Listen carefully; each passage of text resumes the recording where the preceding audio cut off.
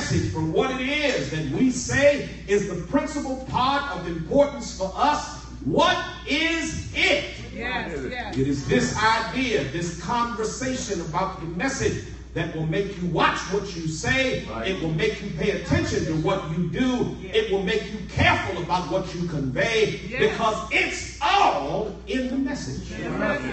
Look at your neighbor and give him a high five and tell him it's all in the message. I cannot help but to remind you again that there is an active war over the power of a message. The fight in the air now about what message is going to get out. Who's going to receive what message? What message are people going to live by? What message are they going to use to guide them as they lead their families and deal with one another? What is going to be the message?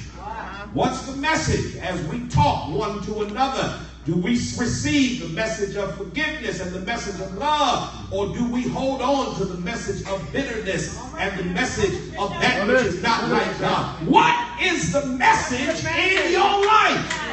I gotta get out of here. Y'all ain't liking me, but look at your neighbor. Ask them, what is the message? That if we could in fact get you to stand or sit on the stand in relationship to your representation of God, what is the message that is conveyed for your life? And I want you to understand that your message is clear, your mantra, your theme, the very thing that is the essence of how you think, how you process, how you work, how you live, how you interact. This is so important, and even yet for the believer, God tries to make it as simple as possible. It says if you can't synopsize the message, if you can't pull it together, if you can't put it in a sentence, he says, I'm going to help you.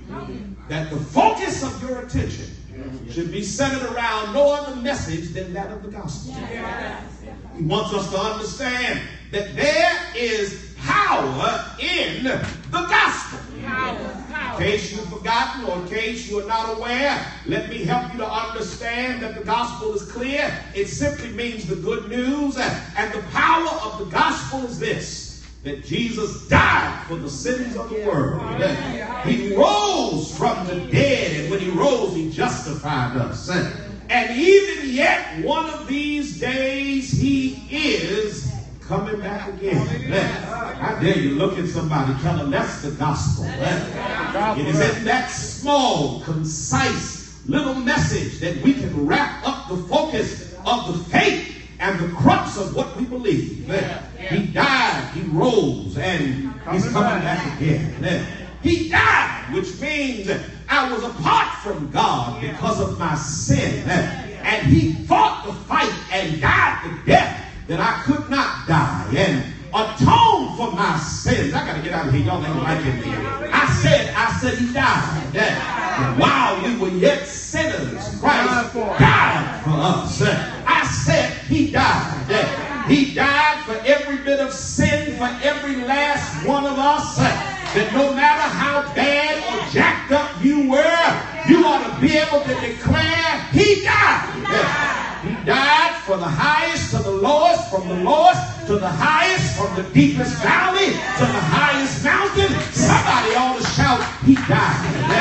And I don't mean no harm, but the church cannot forget the essence of its message and its meaning.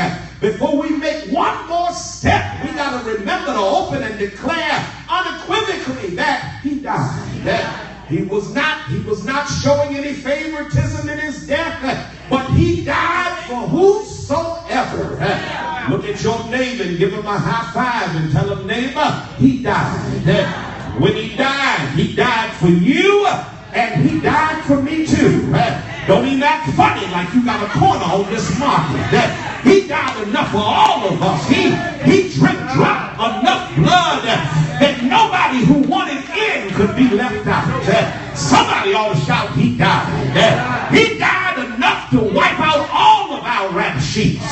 Somebody ought to shout, yes, Lord. And because he died, I now have a right to the tree of life. I said he died. But not only did he die, he rose. And in his resurrection, he justified me.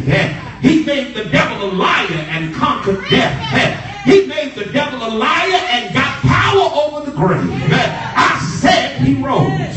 Look at somebody and shake their hand like you're going to shake it off and tell them he did get up. And I want you to understand and be very clear about it, that his resurrection was not just a day to put on new clothes, but it was a message that no matter how bad stuff is on a Friday, if you hold out just a little while longer, things can get better. Look at your neighbor and give him a high five and tell him, neighbor, that's called the gospel.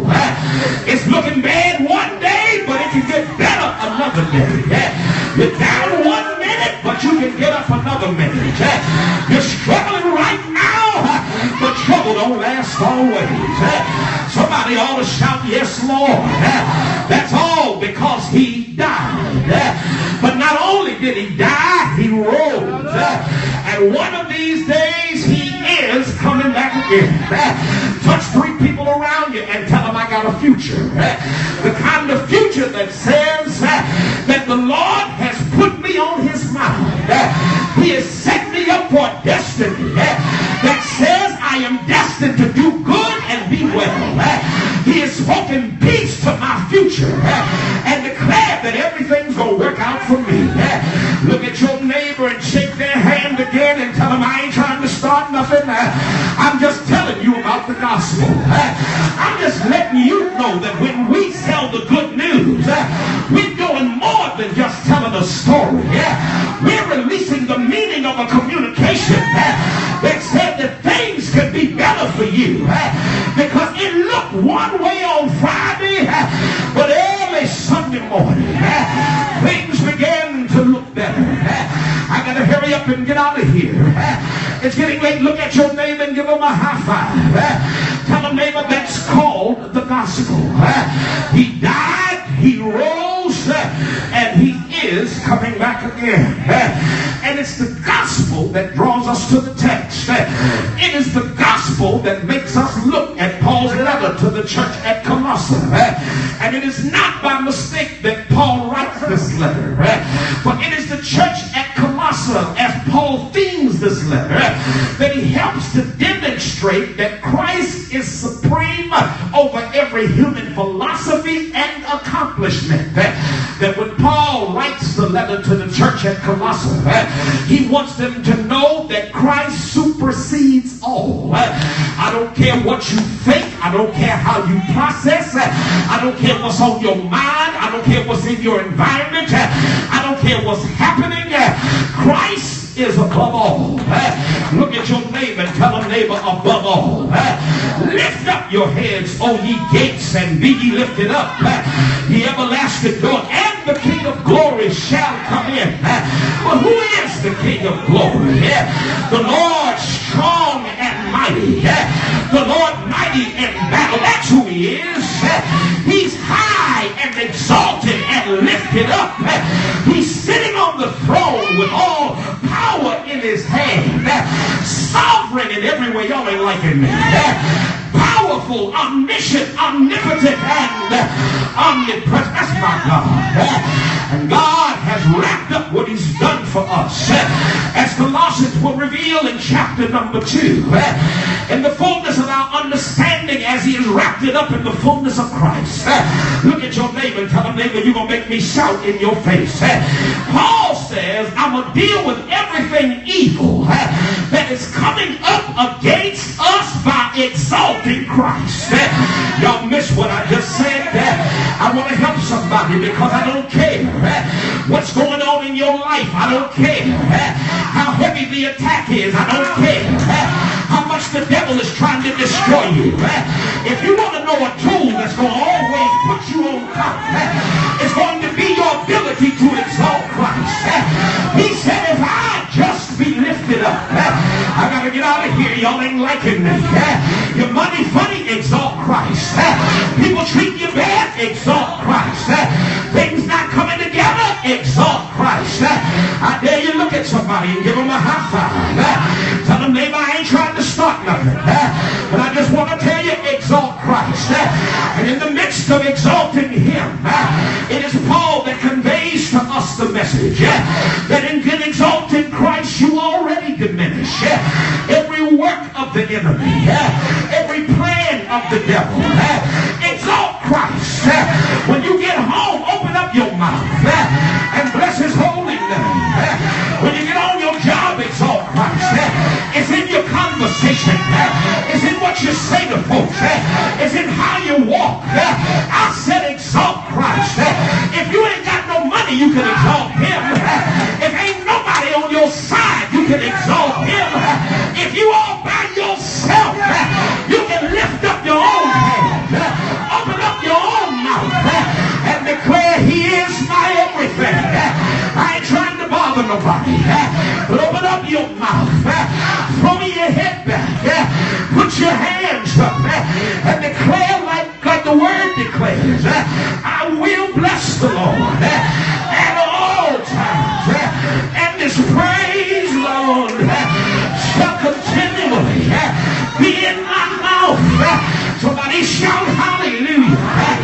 Watch it now. Because what Paul does is he starts exalting Christ to now defame every negative thing and every crazy message that the enemy has released. I declare to you, we can put the enemy to flight if we just exalt the message of Christ.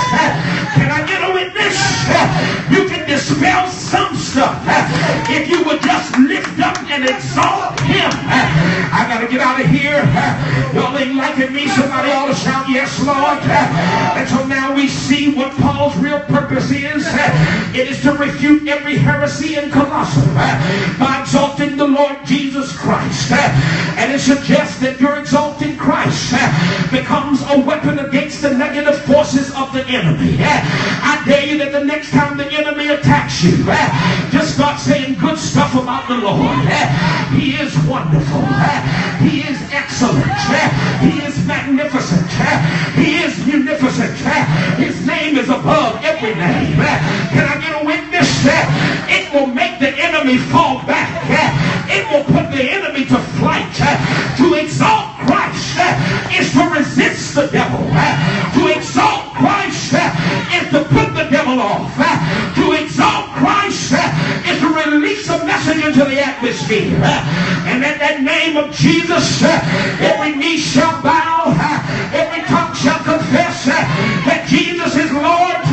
Somebody ought to shout hallelujah. I gotta get out of here. I'm getting ready to close and I'm finished. But watch now what happens. He says that the power of this message, it is not lost its power. It is as powerful today. You're reading the same text as it was yesterday. Look at your neighbor and tell them, neighbor, the message still works. Can I get a witness in the house? People of God, you need to understand that whatever is going on in the world, God is still using the foolishness of preaching and the power of this simple message to change folks' lives in total. All over the world, the same message is being conveyed. I've been to Africa, I preached it. I've been to Asia, I preached it. I've been to Europe, I preached it. I've been to the Americas and I preached it. And I watched folks from all over the place say, I want that Jesus. Can I get a witness in the house? Look at your neighbor and tell them, neighbor, the message still works. Lives are still being changed. The gospel is still powerful. Folks are still getting turned around. If we just open up our mouths, release it into the atmosphere, somebody ought to shout yes, Lord. The gospel still works. Shout yes, Lord. I gotta get out of here. Watch it now. Because what he says is that it has not lost its power. And if you continue to invest in the power of the gospel, notice what he then says, it will produce fruit in you. I would suggest to you that one of the reasons that the church does not seem as powerful is because it has abandoned the essence of the message that God told us to perpetuate. He didn't tell us to change the message. He told us to keep it simple. We can change the method, but we cannot change the message. The message must remain. Jesus died. He rose. He's coming back again.